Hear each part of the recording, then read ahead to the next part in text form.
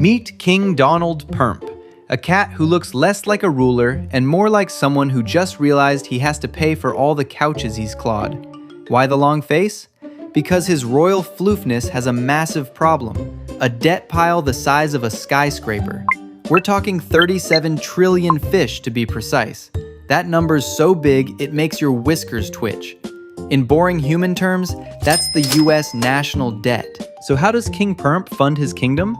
Once a year, he collects a share of fish from every hardworking cat running shops, tech startups, and litter factories. That's what we call taxes. But here's the hairball. Permp has a chronic spending habit. He always spends more fish than he collects. And trust me, every royal before him did the same. Every single year. When the kingdom's bills outgrow its fish stash, it runs a deficit. A fancy way of saying the royal bowl is empty. So what does His Majesty do? He borrows, promises to pay it all back later. But every cat knows later means after nap time, and that promise rarely wakes up. So who's actually funding this royal fish frenzy? A big chunk comes from within the kingdom. Banks, funds, even Grandpa Whiskers' retirement stash. They all buy treasury bonds, little IOUs that say, "Lend me your fish now and I'll pay you back later with cream and interest." But a mountain of fish also comes from foreign lands, the Panda Empire, the Shiba Inu Collective, and the Feathered Flock. They once saw the cat kingdom as the safest place to park their fish. At one point, the Panda Empire alone held over 1 trillion fish in royal IOUs. But here's the twitch. Lately, Panda's been selling off those IOUs. Even the biggest lenders are starting to doubt King Permp's promise to pay. Maybe that's why they got slapped with a 100% tariff on bamboo toys. But that's another story for another video. Now, the debt tower looks like a wobbly Jenga stack, and it's growing faster than a kitten chasing a laser pointer. Why should we care? Because debt comes with interest, a sneaky, ever-growing fee. Now, the kingdom spends billions of fish every year just paying the interest, not the actual debt. It's like a snowball rolling downhill, bigger, fatter, faster. And one day, it's gonna bury the whole castle. And here's the real hairball. When the debt gets too high, King Permp has fewer fish to spend on keeping the kingdom running. Schools for kittens, hospitals for older cats, even fixing the roads where everyone chases their laser dots. That also means higher taxes, less public spending, or both. And when trust in the kingdom's fish starts to fade, the value of each fish, aka the US dollar, gets weaker. So every extra bowl of fish that goes toward interest is one less bowl that keeps the cat kingdom purring. Here's where it gets weirder. Those IOUs, some are secretly bought by the feds, a strange bunch who are not fully part of the government, but not totally independent either. Basically, like a cat who insists he's not in the box while clearly sitting in it.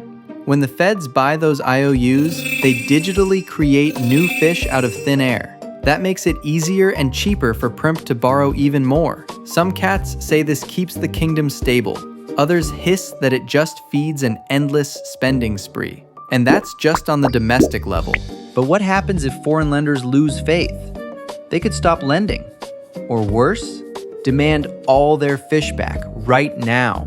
When that happens, the bowls go dry and the kingdom goes wild.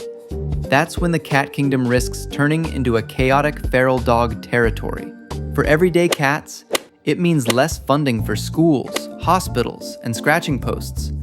The government faces only bad options. A. Raise taxes, the tuna tax.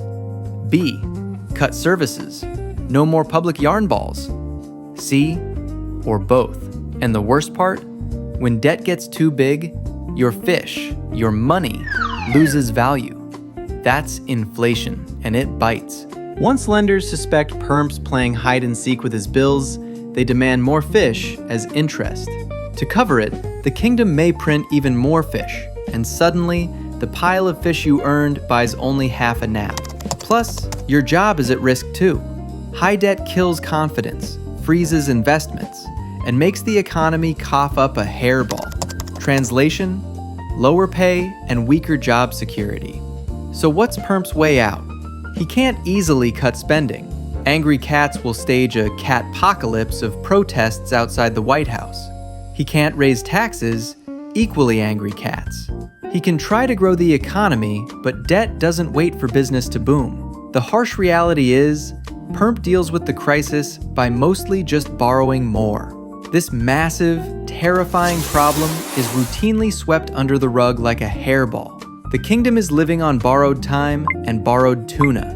Eventually, we'll be forced to make tough choices, because the debt won't wait. It will make them for us. So, the next time you hear that Mr. Perp is printing more fish, borrowing from rivals, or raising the debt ceiling, just remember that your $7 gourmet coffee latte might just be $10 next year.